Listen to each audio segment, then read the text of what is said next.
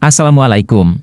Mari kita simak tausiah dari Ustadz Rifki Jakfar Talib tentang jangan ada dosa di antara kita.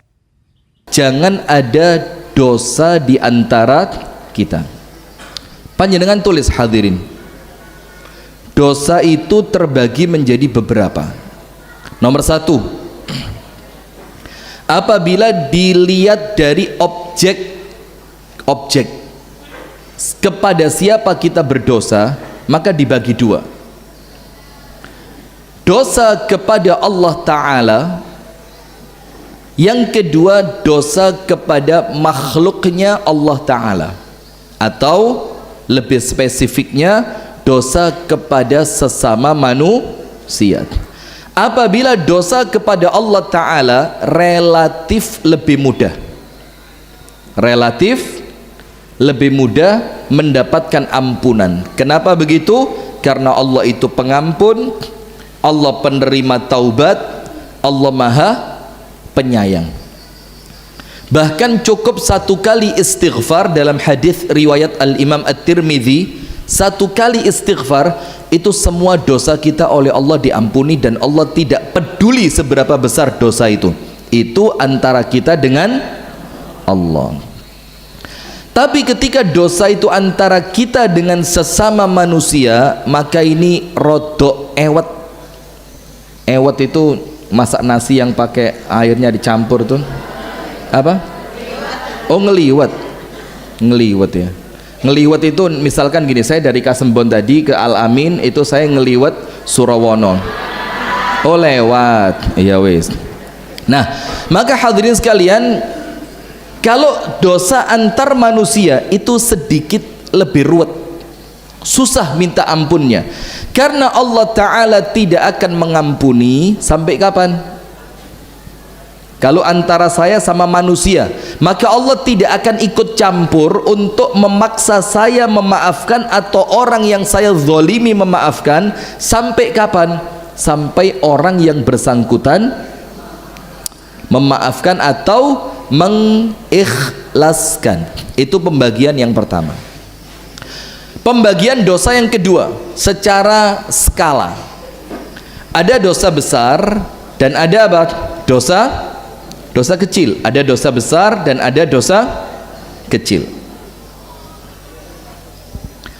Dosa besar adalah dosa yang oleh Allah diancam dengan neraka, diancam dengan laknat, ada hukuman had.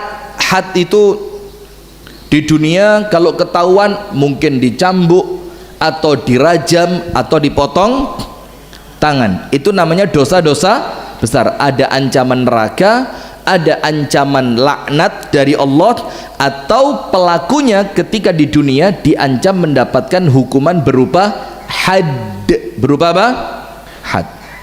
Kalau dosa kecil adalah dosa-dosa yang tidak diancam neraka, tidak ada ancaman laknat, dan kalau dilakukan di dunia tidak memunculkan hukuman had tadi. Dosa besar tidak akan diampuni kecuali orangnya tobat. Perhatikan baik-baik. Dosa besar tidak akan diampuni kecuali orangnya tobat. Tapi boleh jadi oleh Allah diampuni. Tetap ada kemungkinan diampuni. Sementara kalau dosa kecil bisa terhapus dengan amal soleh. Leres napa boten? Dosa kecil bisa terhapus dengan amal soleh. Contohnya, ittaqillah haitsuma kunta, bertakwalah kamu kepada Allah dimanapun kamu berada. Di masjid takwa, di pasar takwa, di jalan takwa. Saya paling susah bertakwa itu di jalan raya, paling angel, gampang emosi saya. Apalagi kalau yang nyetir ibu-ibu, wah aduh, dari jauh saja wes emosi saya, mesti ngawur. Jadi kita suudzon sama ibu-ibu itu boleh jadi berpahala. Kenapa? Luwe hati-hati. Kalau husnudzon sama ibu-ibu malah celaka kadang-kadang. Ratingnya nganan, kita husnudzon, mesti nganan. Husnudzon. Kita ambil kirinya, lah kok dia emang nggak ngiri, celaka. Maka sama ibu-ibu itu lebih berpahala kalau suudzon. Setuju nggih? Saya tak minum dulu ya. Ibu-ibu soalnya sekarang ancamannya, kalau kemarin kan cuma di sana, sekarang sini juga ada. Jadi lek ono apa-apa nggeruduke medeni. Bismillah. Nah sudah, bertakwalah kamu kepada Allah dimanapun kamu berada. Wa atbi' as-sayyi'ah al-hasanah tamhuha. Dan iringi perbuatan buruk dengan kebaikan, supaya apa? Mbusek dosone.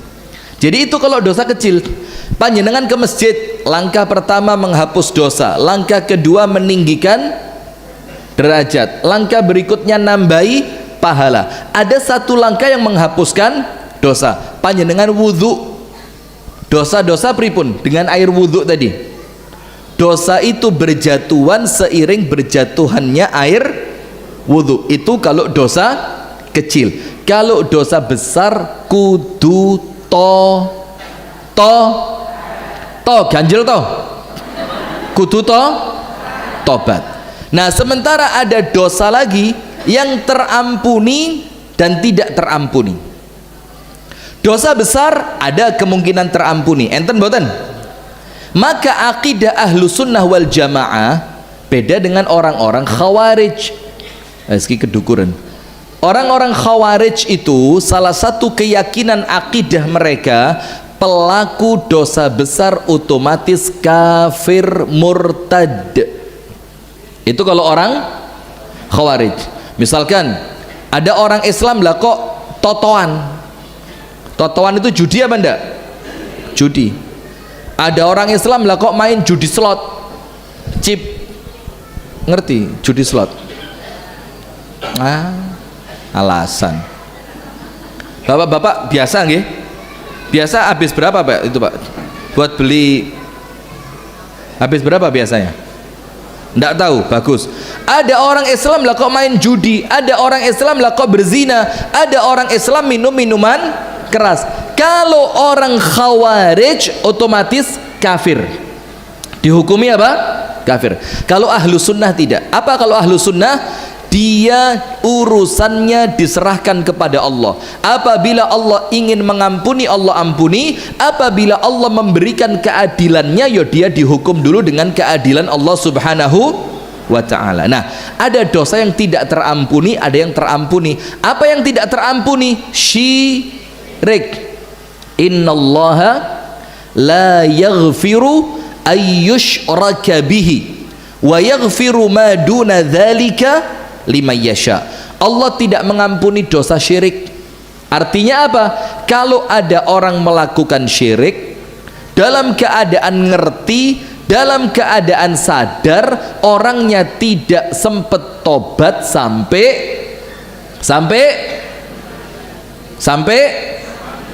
dong pora, ngerti ya, sampai mati. Kalau kedisian mati belum sempat tobat dari dosa syirik, dan syiriknya syirik besar, tidak akan diampuni, kekal di dalam api neraka. Tapi selain dosa syirik ada kemungkinan dosanya diampuni. Sip, itu pembagian dosa. Nomor satu besar sama kecil. Nomor dua antara kita dengan Allah dan antara kita dengan manusia. Nomor tiga yang dosa bisa diampuni dan dosa tidak bisa diampuni. Syirik pun kalau panjenengan tobat itu maka oleh Allah diampuni. Yang tidak diampuni apa? Tidak tobat sampai mati. Na'udzubillah min dzalik. Nah, sekarang hadirin yang kita bahas, kita tidak bahas dosa besar kecil, kita tidak bahas dosa diampuni tidak diampuni, tapi yang kita bahas dosa dengan sesama manusia. Maka kita bilang jangan ada dosa di antara kita. Itu loh kenapa kalau halal bihalal yang pantas minta maaf itu jamaah kepada ustadz. Ayo, kenapa? Kenapa? Kalau ustadz aman, ustadz aman. Kenapa?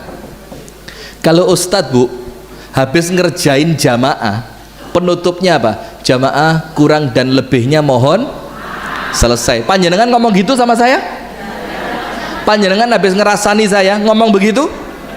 Enggak, ustadz setelah saya rasan-rasan kurang dan lebihnya mohon, ndak ada, maka dosane akan di.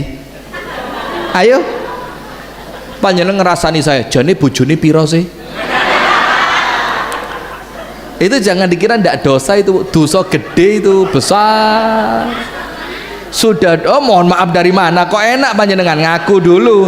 Berapa kali ngerasani saya?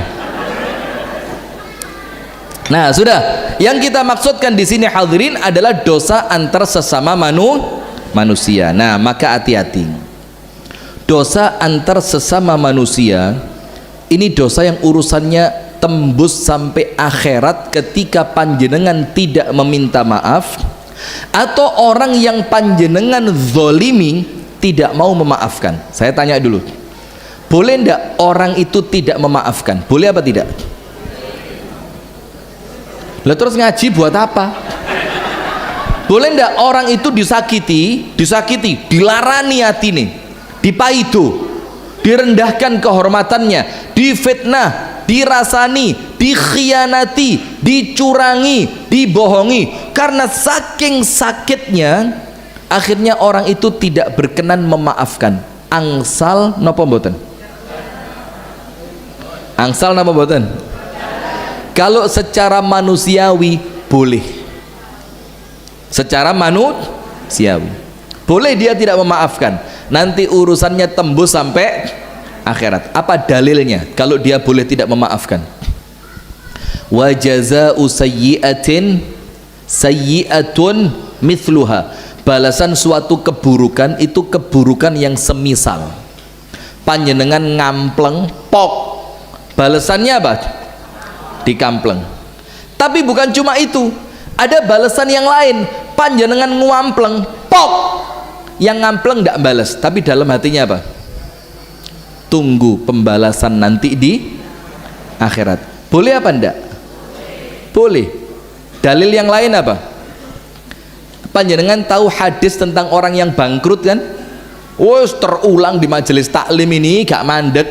Al-muflis, orang yang bangkrut. Siapa dia? Orang yang datang pada hari kiamat tahajud, puasa sunnah, sodakoh, wakof, baca Al-Quran, ikut pengajian. Nanti kalau ada pengajian juga ngisi kotaknya itu alhamdulillah 500 rupiah. Cret, masya Allah. Saya kira gak usum bu ya 500 itu. Biasa sekarang minimal 2000 lah. Pokok sing rodok kertas ya, suaranya gak muni tok tok tok, kadang-kadang lek mulpu tok gitu. Nah, kalau kotak ini saya ingat, tidak pernah lupa Mbah Imam almarhum, semoga Allah merahmati beliau ya. Saya dulu kalau ngaji di Al Amin sini itu sama Mbah Imam di depan sana dicegat di pintu gerbang masjid, dikantongi duit, kadang-kadang ya 10.000, kadang-kadang 20.000, kadang-kadang tidak saya lihat, wes pokok dikantongi, saya kantong aja. Nanti terus Mbah Imam ngomong, Ustadz, nanti sak durunge kotake muter sampean tak disi, tak lungne kotak nang sampean. Ngerti bahasa Mandarin? Tak lungne itu apa? Saya berikan kotak infak itu ke anda duluan, kata beliau.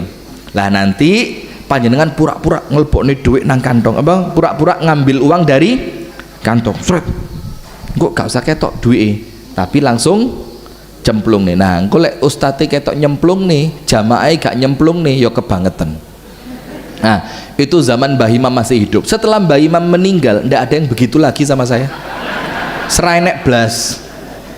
Ya gak Mbah Imame, ya gak anake. Anak yang pegang drone tadi loh, siapa namanya itu? Samsul apa siapa itu?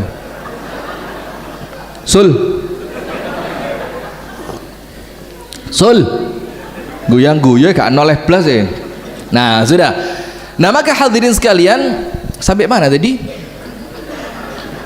Nah maka ada orang bangkrut. Siapa orang bangkrut itu? Wes salate api, ngajine api, ibadahnya kepada Allah luar biasa, tapi ternyata sampai di hari kiamat dum-dum pahala. Nyoh tak kei haji, nyoh tak kei umroh, nyoh sampean tak kei sodakoh, sampean tak kei wakaf, sampean tak kei pengajianku, sampean tak kei Quranku, sampai pahalanya apa? habis. Rugi apa mboten? Dia yang tahajud, dia yang puasa, dia yang capek, dia yang ikhtiar, dia yang melakukan, tapi pahalanya dibagi untuk orang lain. Semua pemberian itu baik kecuali pemberian pahala. Semua pemberian itu baik kecuali pemberian apa? Pahala. Nah, maka itu hadis bangkrut. Nah, dari hadis al-muflis ini ada dalil, berarti ada orang yang memang dia tidak memaafkan di dunia, tapi dia tuntut orang yang menzolimi kelak pada hari kiamat. Tapi maaf, itu kurang spesial, itu kurang VIP, itu bukan kelasnya Masjid Al-Amin, itu bukan kelasnya pengajian Ahad pagi Fajar As-Sakinah. Kalau Fajar As-Sakinah gini, orang dizolimi itu kemungkinannya 3. Orang kalau disakiti, digarai, dilarani, kemungkinannya ada berapa? 3. Nomor 1, balas dengan kezoliman yang serupa. Panjenengan tidak berdosa tapi tidak dapat pahala, menang lego ndek jerone ati, dikira aku gak wani. Itu kemungkinan pertama. Wa jazaa'u sayyi'atin sayyi'atun mithluha, balaslah sesuai dengan kezolimannya. Nomor 2, tidak nuntut di dunia, tidak membalas di dunia, tapi bakal nagih nanti di akhirat. Nggih napa mboten? Di dunia wis gak usah dibalas, percuma. Wis ndak usah dilawan, percuma. Oh, ndak usah dilaporkan polisi, percuma. Tapi nanti di akhirat pahalamu takpe. Itu kedua. Kemungkinan ketiga, ini kelasnya Fajar As-Sakinah ini. Ini kelasnya malaikat kabeh ini. Ini waliullah semua ini, aulia ini. Apa nomor 3? Tidak nuntut di dunia, tidak membalas di dunia, dan tidak nagih di akhirat. Ini kelasnya Al-Amin ini. Dunia ndak membalas, akhirat ndak nuntut. Terus dapatnya apa? Panjenengan lihat, ketika orang tidak menuntut di dunia dan dia tidak menagih kelak di akhirat, maka apa yang dia akan dapatkan kelak di sisi Allah Subhanahu wa taala? Allah akan memberikan ganjaran untuk dia langsung dari sisi Allah. Langsung dari siapa? Allah. Maka Allah berfirman dalam surah Yusuf, faman afa, barang siapa yang memaafkan, wa aslaha, memperbaiki hubungannya, jadi tidak bales, ndak bakal nagih nuntut di akhirat, tapi dia afa. Afa itu wis atine dijembar nih, saya maafkan kamu. Wa aslaha, bukan cuma memaafkan, tapi orang yang menyakiti dia, orang yang menzolimi dia, itu oleh dia diapii. Diapii itu apa? Dibalas keburukannya dengan kebaikan. Apa yang terjadi? Fa ajruhu 'ala Allah, pahalanya ditanggung oleh Allah. Pahalanya ditanggung siapa? Allah Subhanahu wa ta'ala. Nah, sekarang panjenengan lihat, ibu-ibu silakan nanti di rumah dibuka surat An-Nur ayat yang ke-22. Tulis surat An-Nur ayat 22. Sudah ya? Itu panjenengan tulis. Judulnya jangan ada dosa di antara kita. Surat An-Nur 22. Surat ini ibu-ibu sekalian, pada ayat yang ke-22 ini berbicara tentang kejadian Abu Bakar dengan misanan sepupu yang namanya Mistah. Singkat cerita, ibunda Aisyah dituduh berzina. Na'udzubillah min dzalik. Dan beliau wanita suci, pilihan Allah Subhanahu wa ta'ala. Sudah. Ternyata setelah semua kejadian itu berlalu, Allah memberikan penegasan bahwa ibunda Aisyah tidak melakukan apa yang dituduhkan. Maka kemudian Abu Bakar merasa lega. Tapi leganya Abu Bakar tidak berjalan lama. Kenapa? Karena ternyata otak yang menuduh ibunda Aisyah berzina, yaitu adalah misanannya Abu Bakar, sepupunya Abu Bakar yang namanya Mistah. Namanya siapa? Mistah. Dalam keadaan Mistah ini melarat, semua kebutuhan hidupnya dipenuhi, disubsidi oleh Abu Bakar. Keterlaluan apa enggak? Semua kebutuhannya sama Abu Bakar dikasih, semua kehidupannya dipenuhi oleh Abu Bakar. Lah kok dia yang menuduh putrinya Abu Bakar melakukan tuduhan zina? Sudah, maka Abu Bakar mangkel. Normal apa boten? Tapi itu kelasnya pare. Kalau kelasnya Abu Bakar beda. Sempet marah. Mistah, mulai hari ini saya tidak akan memberi apapun untukmu. Pada tahap awal manusiawinya keluar dan biasa. Tapi setelah Abu Bakar berjanji, bersumpah tidak akan membantu Mistah, Allah turunkan surat An-Nur ayat berapa? 22. Ayatnya berbunyi, wala ya'tali ulul fadli minkum was-sa'ah ay yu'tu uli qurba wal masakin wal muhajirin fi sabilillah wal ya'fu wal yasfahu ala tuhibbuna ay yaghfirallahu lakum wallahu ghafurun rahim. Ini ayat abot, tapi kalau tembus ke akhirat enteng. Panjenengan tahu orang itu akan ringan beramal kalau dia tahu kiamat itu berat. Orang itu kalau ngerti kiamat itu abot, orang itu kalau ngerti kuburan itu peteng, orang itu kalau ngerti meninggal dunia itu menyakitkan, maka dia tidak akan merasa berat untuk beramal. Orang itu merasa berat untuk beramal gara-gara orientasinya dunia. Coba orientasinya akhirat, insya Allah semuanya ringan. Wakaf tanah itu kalau orientasi akhirat ringan. Terus nyumbang masjid kalau orientasinya akhirat ringan. Puasa di musim panas, panjenengan tahu musim panas? Musim panas itu kalau di Saudi bu, itu siangnya panjang, malamnya pendek. Panas terik luar biasa. Orang kalau ngerti pahala puasa yang begitu besar, orientasinya akhirat, maka puasa di musim panas begitu ringan untuk dia. Karena apa? Tidak sebanding dengan beratnya hari kiamat. Faham gak? Nah maka ayat ini sama. Kalau ayat ini panjenengan pikir dengan gengsi, dengan ego, tidak masuk. Ini ibu-ibu loh, ketika suaminya mau nikah lagi, tapi kalau urusannya akhirat, monggo mas, boten nopo-nopo, kulo ikhlas, sing penting panjenengan ridho kalian kulo. Saged nggih bu? Allahumma.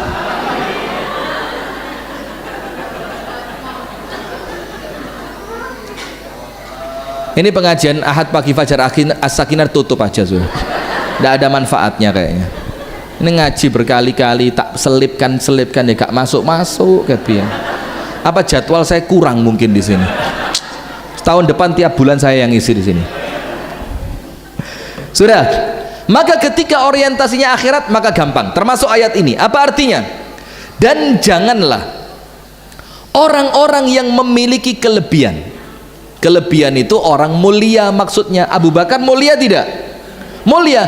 Jangan sampai orang-orang yang dirinya itu orang yang memiliki keutamaan, dan jangan pula orang yang memiliki kelapangan harta di antara kalian, wong sugih, jangan sampai bersumpah untuk tidak mau memberi bantuan kepada kerabat dekatnya.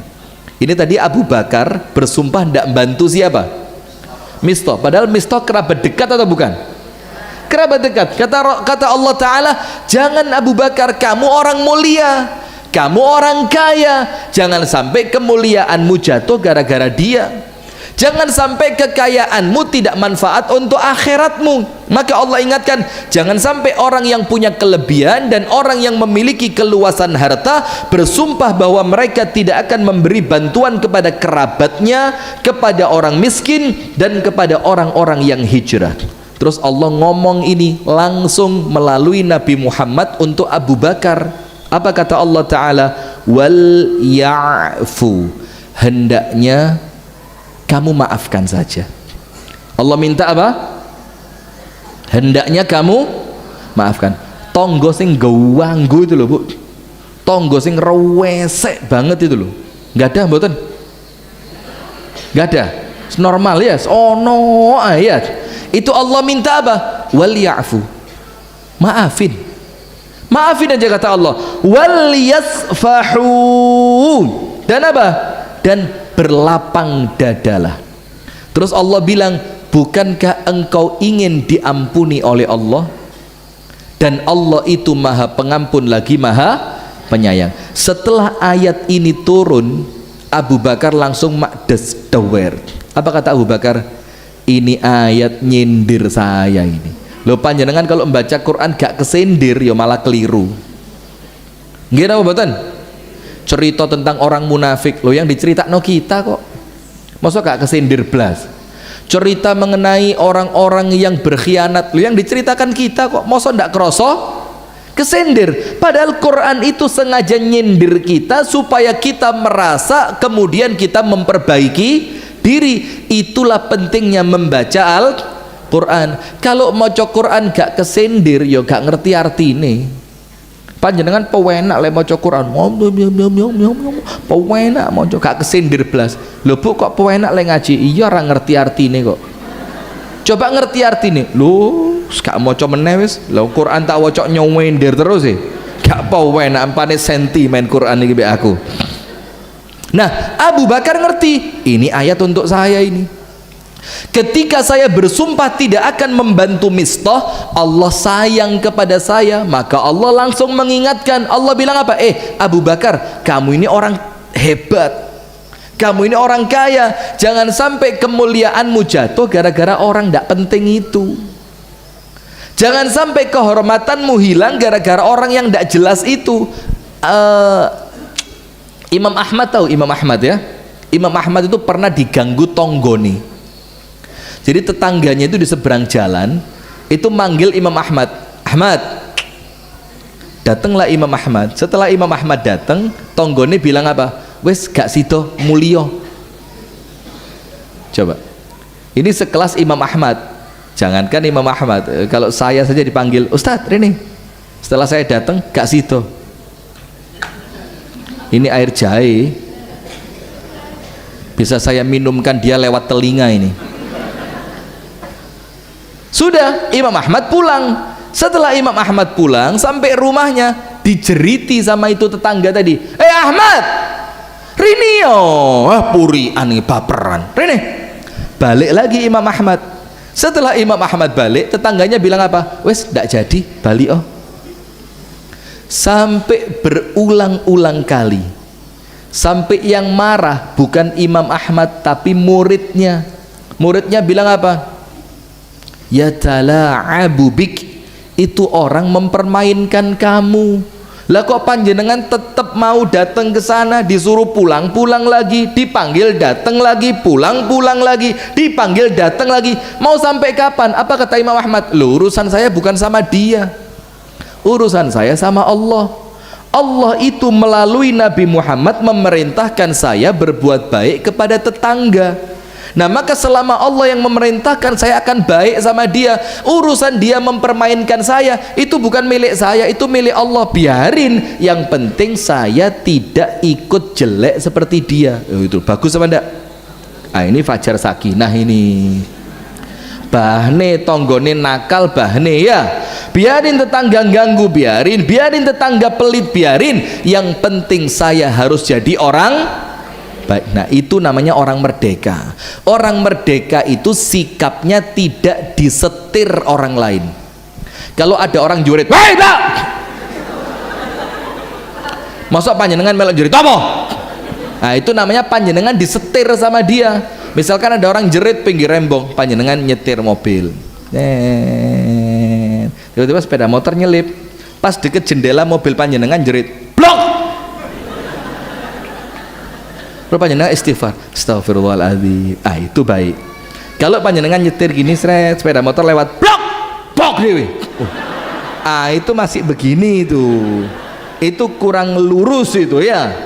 Dan saya punya cerita Ustadz Abdul Muhid almarhum dari Batu, itu cerita langsung ke saya di Kasembon. Karena saya cerita, Ustadz, saya ini lihat di mobil Ustadz gak sabaran. Beliau bilang, ya durung lulus.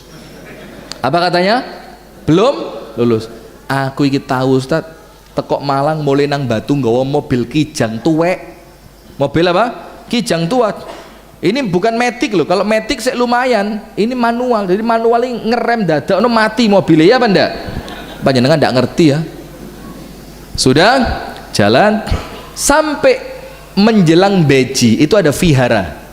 Nah, pas depannya vihara itu jalannya naik begini loh. Nah, di depan itu antri macet. Mobilnya almarhum Ustadz Abdul Muhid itu berhenti karena macet. Dari belakang sepeda motor kelihatan dari kaca tengah itu, nabrak kata Pak Muhid tadi, nabrak tenan, prawak, nabrak sikat. Ini mobil berhenti di tabrak. Anda tahu itu sepeda motornya roboh, supir sepeda motornya mendekati jendela supir yaitu Ustadz Abdul Muhid tadi, langsung diceri itu, wah tuwek goblok.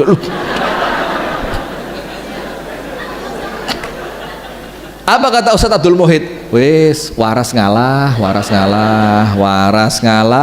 katanya. Terus apa itu?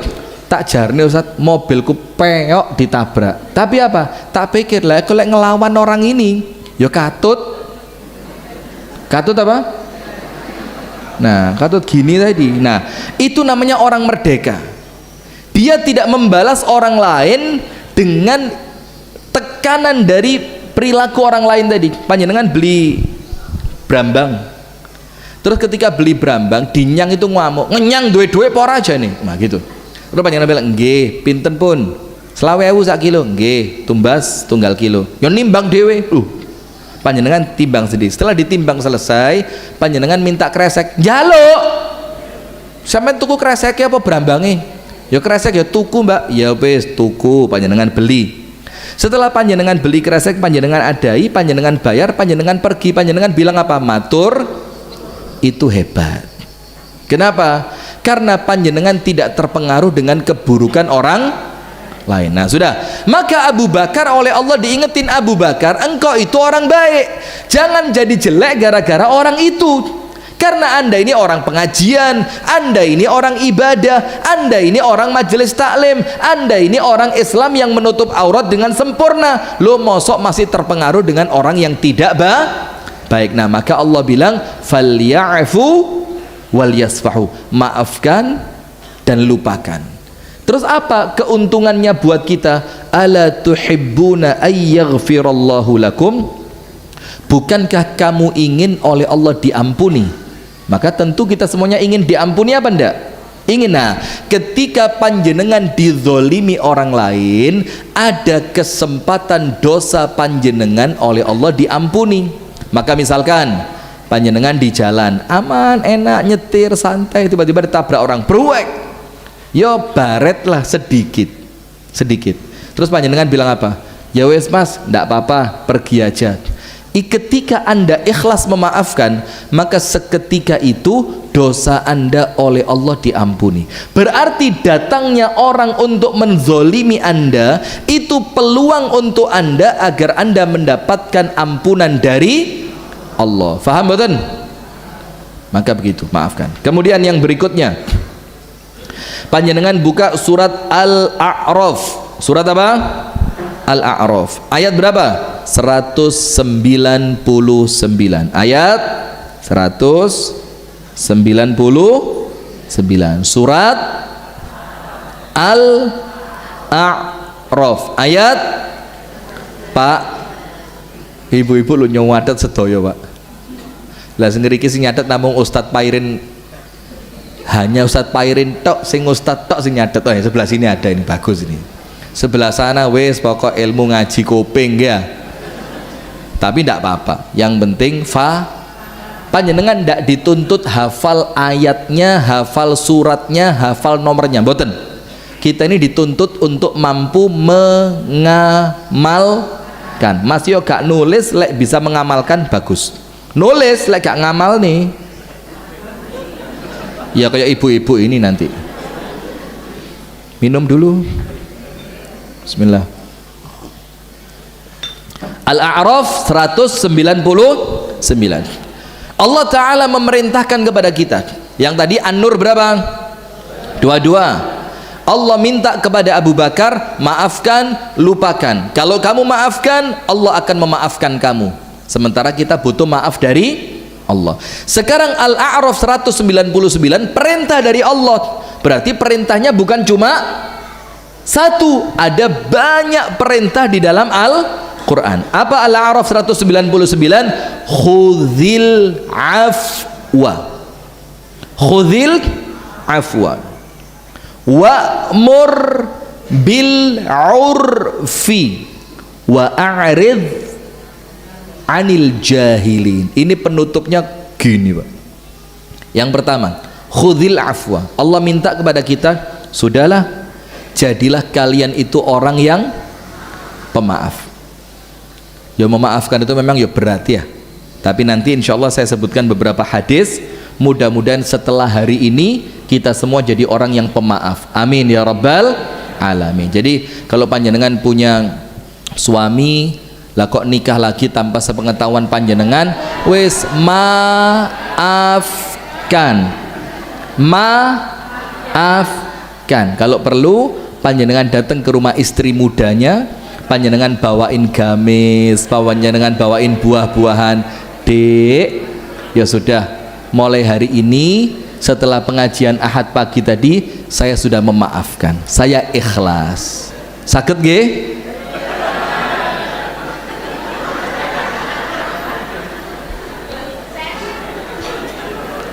Tapi kalau contohnya itu berat nggih. Kalau contoh yang lain insya Allah bisa ya. Tonggo sing senengane ngerasani, tonggo sing senengane maido, maafin nggih. Kalau ini bisa? Tidak apa-apa. Nanti kan bertahap ya. Lama-lama sampai ke tahap tadi. Jadi untuk bapak-bapak jangan cerita dulu, Pak. Ibu-ibu belum siap untuk itu ya. Tutupi dulu, sementara tutup dulu, nanti kalau sudah siap ceritakan. Dek, sakjane wis kira-kira 3 tahun iki, Dek, aku iku duwe simpenan, mas-masan, tabungan. Seneng mboten? Sudah, panjenengan simpenan langsung pikirannya macam-macam. Khudhil afwa. Allah minta jadilah kalian apa? Pemaaf. Berarti kalau pendendam itu nuruti Gusti Allah atau nuruti setan? Lah panjenengan ngaji untuk nurut Gusti Allah napa nurut setan?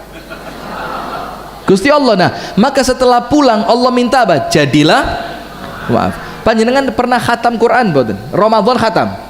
Ayat ini kebaca? Kebaca nggih? Artinya paham? Ya itu masalahnya di situ. Sudah. Khudhil afwa, jadilah kalian pemaaf.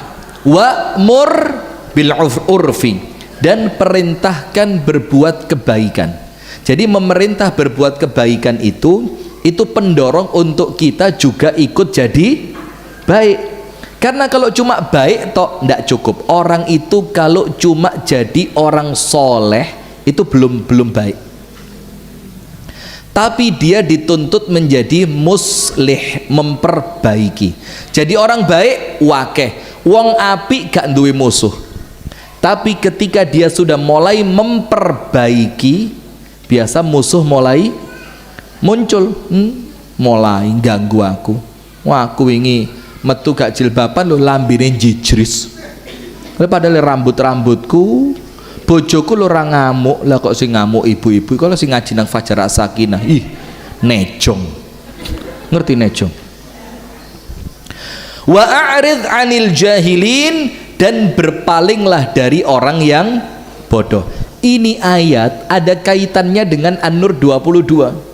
Yang mengganggu Abu Bakar tadi yang namanya Mistah itu anggapan orang jahil. Anggapan orang apa? Jahil. Lo panjenengan diperintahkan oleh Al-Quran, kalau ada orang-orang jahil yang bikin panjenengan sakit hati, lah kok panjenengan perhatikan, panjenengan yang salah. Wa idza khatabahumul jahiluna qalu salama. Kalau mereka diganggu sama orang-orang yang jahil, jawaban mereka apa? Mendamaikan. Jawabannya apa? Mendamaikan, aman. Nah, maka ayat ini Allah nyuruh kita untuk memaafkan. Allah memerintahkan kita untuk mengajak orang lain berbuat kebaikan, dan Allah perintahkan kita untuk berpaling dari orang-orang yang jahil. Berpaling di sini maksudnya apa? Ojo golek perkara kumpul kalian tiang ingkang boten sae. Itu disuruh pergi sama Allah. Karena apa? Kalau kita gelibet terus, sekali kita mampu memaafkan, 2 kali kita mampu memaafkan, tapi kalau keterusan lama-lama mangkel napa boten? Nah, maka resepnya wa a'rid anil jahilin, pergilah dari orang-orang yang jahil. Nah, sekarang panjenengan perhatikan hadis ini. Ini hadis Rasulullah Shallallahu Alaihi Wasallam bersumpah. Rasulullah bersumpah, wes supaya ndak ada dosa di antara kita. Wes kalau namanya manusia bu biasa, tapi kita ini kepingin akhirat itu selamat, kita kepingin akhirat itu mulia, kita kepingin akhirat itu mendapatkan ridho dari Allah. Maka wes lupain yang ndak enak itu, wes maafin aja, ndak usah direken. Nah begini, Rasulullah bersabda, salasatun uqsimu alaihinna, ada 3 perkara yang saya bersumpah untuknya. Dawuhe sinten? Nabi Muhammad. Bu yang di belakang, piringnya nanti aja. Cukup ora tapi? Kira-kira cukup insyaallah ini. Siap berapa Pak Samsul? Aduh. Wes yang bapak-bapak ngalah nggih. Loh, biasa di rumah ibu-ibu yang ngalah kok. Oh iya, di sini gantian, ibu-ibu dulu. Begini, Rasulullah bersumpah untuk 3 perkara ini. Salasatun uqsimu alaihinna, saya bersumpah untuk 3 hal ini. Artinya apa? Nabi Muhammad bersumpah 3 hal ini pasti benar. Pasti benar. Tanpa Nabi Muhammad bersumpah itu pasti benar. Apalagi ditambahi sumpah. Nabi Muhammad bersumpah bukan untuk dirinya, tapi untuk kita sing gak gampang percaya ini loh. Tenana. Mosok wong sedekah diganti ping 10, tenan pora. Engko lek ra balik piye? Sampeyan jamin ah. Engko mobil kadung tak dol penter gak balik Pajero piye? Lah ini ya ruwet juga ini. Wong ini amal akhirat kok nuntut pahalanya ya rugi. Amal akhirat nanti dapatnya di akhirat. Kalau dapat dunia itu cuma bonus. Jangan nguber donyone, akhirat muspro nanti tidak dapat apa-apa panjenengan. Ada orang melakukan kebaikan di dunia tidak dapat di dunia. Kenapa? Supaya nanti di akhiratnya sempurna. Ada orang berbuat baik di dunia, dapat balasan di dunia, khawatir ngurangi pahala akhirat. Maka wis tala wong Islam iku penak-penak. Oleh dunya alhamdulillah, gak oleh dunya yo nanti di akhirat bakal sempurna. Rasulullah bersumpah untuk 3 perkara ini. Yang pertama, ma naqasat sadaqatun min malin, tidak ada harta itu berkurang karena sedekah. Harta tidak akan berkurang dikarenakan sedekah. Kalau mau mengartikan dengan arti yang aman bagaimana? Kalau panjenengan punya uang 100.000, disedekahkan 50.000, sisa berapa?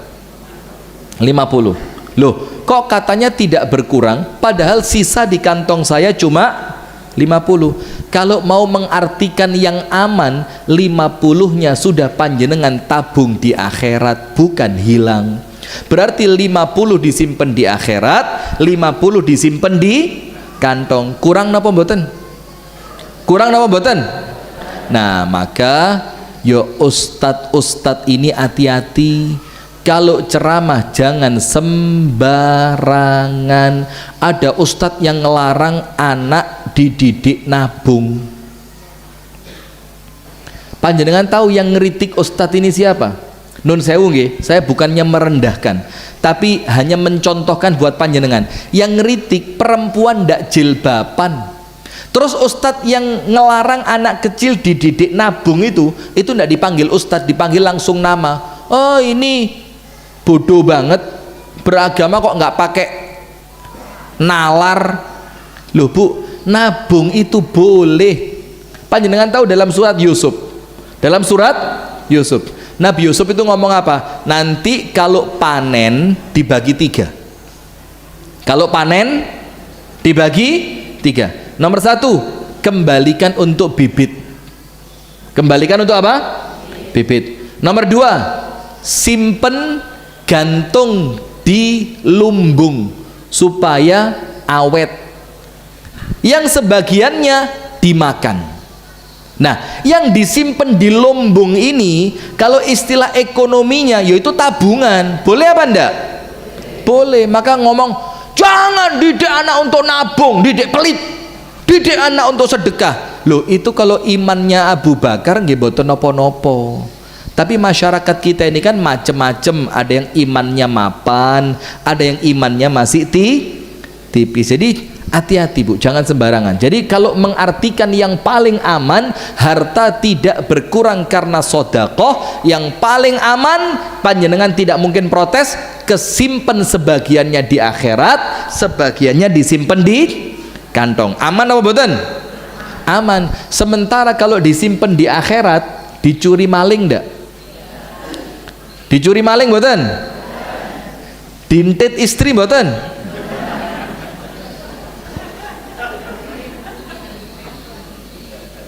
Hah? Tidak akan aman. Sudah, nomor 1, mana qasad sadaqatun min mal, sedekahmu tidak akan mengurangi hartamu. Nomor 2, wa ma zadallahu 'abdan bi'afwin illa 'izza, seorang hamba yang memaafkan tidak akan ditambahi oleh Allah kecuali semakin mulia. Orang yang memaafkan itu tidak rendah, tapi semakin tinggi. Panjenengan dilarani wong loh yang pas, saya candid-candidan ini trauma. Saya pernah ceramah yang mutu candid itu tanpa saya tahu kalau di foto itu. Lah kok pas gini kok selek ngono ya, mbek sing mutu diposting, rating turun, zalim itu, akhirat kena itu. Ya lek pas api ya pas gini bagus, atau pas gini bagus apa? Nah satu lagi saya ingetin, mumpung eling nggih, mumpung eling, jangan mutu orang sedang makan, itu bukan adab. Mutu orang sedang makan itu tidak termasuk adab yang baik. Kalau mau mutu orang sedang makan, beritahu dulu, nun sewu nggih, saya foto biar dia siap, minimal gini. Kadang-kadang kalau mutu orang pas makan itu posisinya pas ndak enak.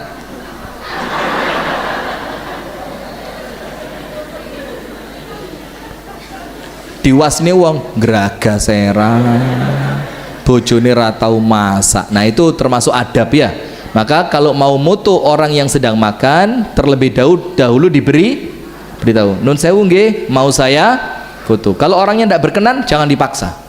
Nggih apa nggih?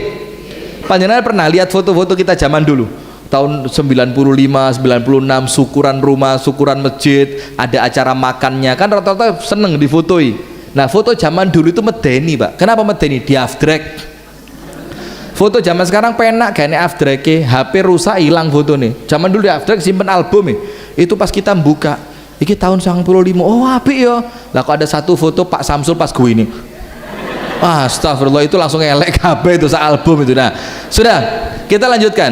Tidaklah seorang hamba memaafkan kecuali oleh Allah ditambah untuknya apa? Ditambah mulia. Jadi orang itu kalau memaafkan bu, tidak tambah hina. Itu Rasulullah bersumpah pasti tidak mungkin salah. Panjenengan memaafkan suami, memaafkan istri, memaafkan anak, memaafkan orang tua, memaafkan mertua, memaafkan menantu, memaafkan tetangga, Allah jamin panjenengan tambah mulia. Yang ketiga, wa ma tawadha'a ahadun lillah illa rafa'ahullah, dan tidaklah seorang hamba tawadhu itu apa? Rendah hati. Tawadhu itu apa? Rendah hati, kecuali oleh Allah dia diangkat derajatnya. Jadi 3 yang Rasul bersumpah. Nomor 1, sedekah tidak akan mengurangi harta. Nomor 2, tidaklah seseorang memaafkan kecuali semakin mulia. Nomor 3, tidaklah seorang hamba rendah hati karena Allah kecuali Allah akan menjadikan dia semakin tinggi. Sekarang penutup.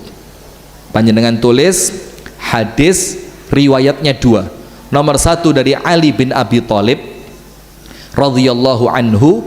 Nomor 2 dari Uqbah ibnu Amir radhiyallahu ta'ala anhu. 1 dari Ali, 1 dari Uqbah, dan hadisnya serupa. Hadisnya apa? Serupa. Saya bacakan.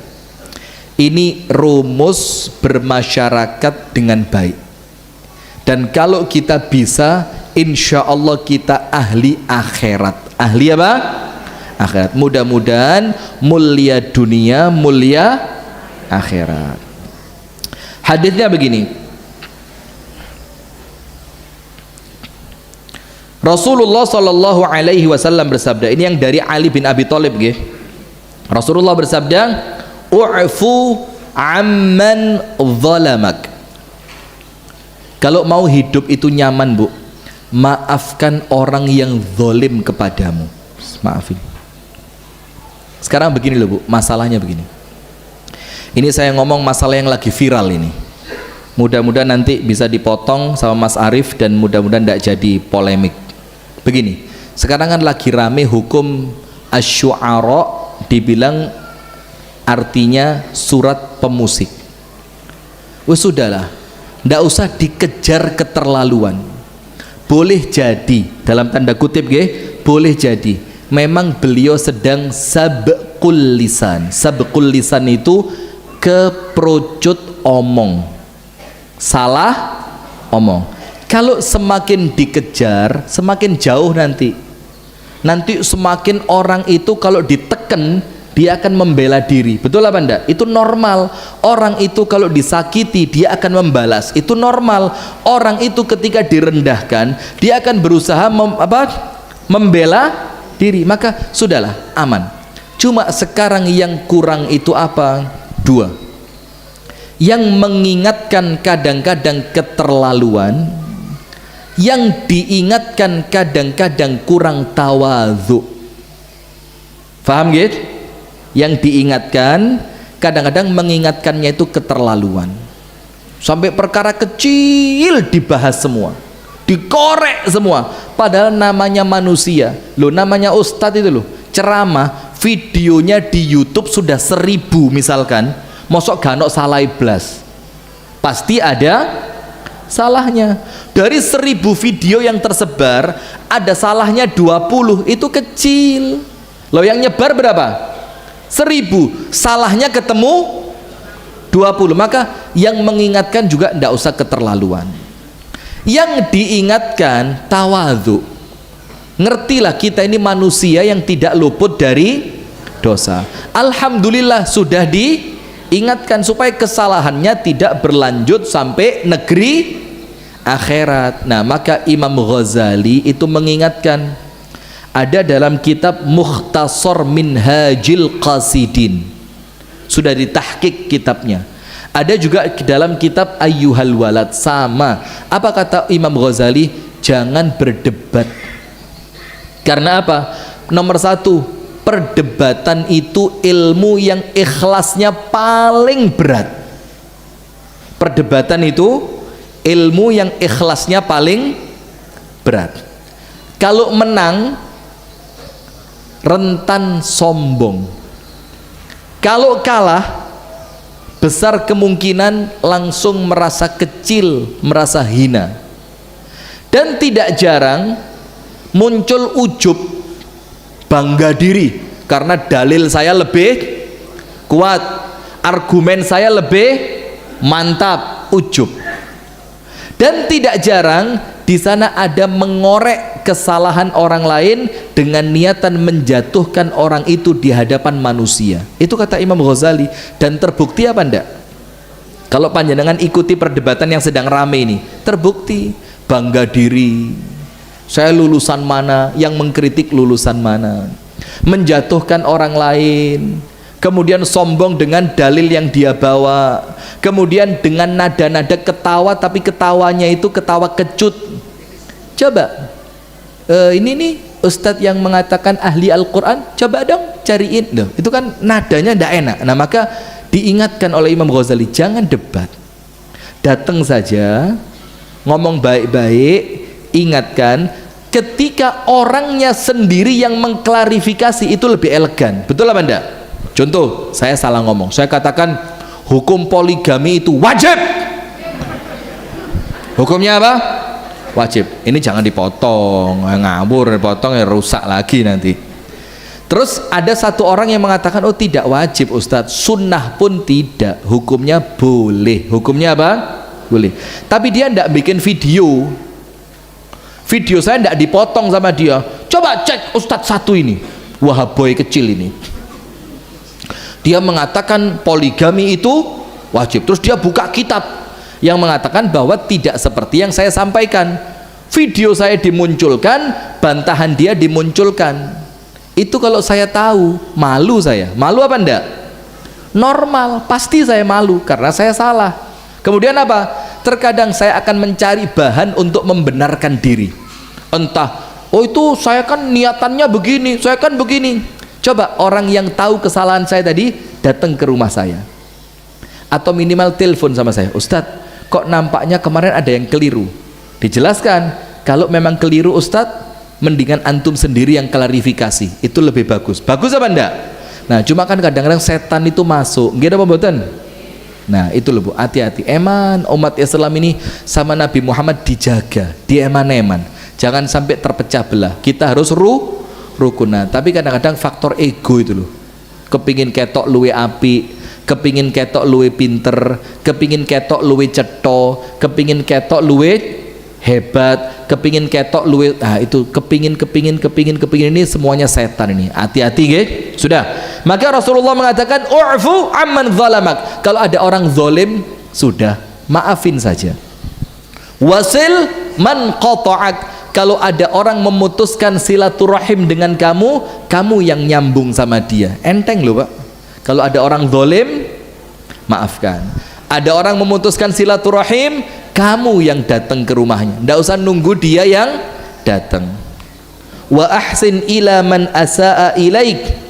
Dan berbuat baiklah kepada orang yang jahat kepadamu. Bagus apa enggak ini? Kalau bisa diamalkan, luar biasa. Maafkan orang yang menzolimimu, sambung orang yang memutuskanmu, berbuat baiklah kepada orang yang jahat kepadamu. Sekarang riwayatnya Uqbah bin Amir. Rasulullah mengatakan kepada Uqbah, u'fu amman zalamak. Uqbah, kalau ada orang yang zalim sama kamu, maafkan saja Uqbah. Kesian dia dan kesian kamu, maafin. Kemudian apa?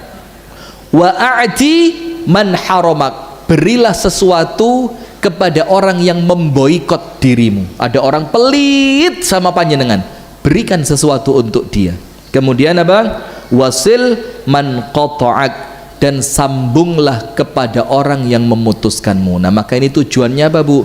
Supaya tidak ada dosa di antara kita. Kalau orang lain malas meminta maaf, kalau orang lain malu meminta maaf, kalau orang lain egonya tinggi sampai dia gengsi tidak mau minta maaf, ayo kita yang jadi pemaaf. Insya Allah memaafkan tidak akan merendahkan kita, justru menjadikan kita semakin mulia. Barakallahu fikum. Itu yang dapat kami sampaikan. Dan yang terakhir, betul-betul penutup, ini nasihat untuk saya pribadi. Hadirin, jangan lupa sesama kita ayo saling mendoakan. Saling apa? Mendoakan. Panjenengan semuanya yang ngaji sama saya, yang menyaksikan, tak doakan sehat walafiat, panjang umur, istiqomah, menjadi ahlul jannah. Tapi panjenengan juga doain sama saya, semoga Allah jadikan sehat walafiat, panjang umur, jauh dari fitnah, rumah tangganya baik. Karena ada teman-teman itu yang ngenteni kapan Ustadz pegatan. Serius, saya ndak bohong. Ada bu, jamaah itu yang atine kadung elek.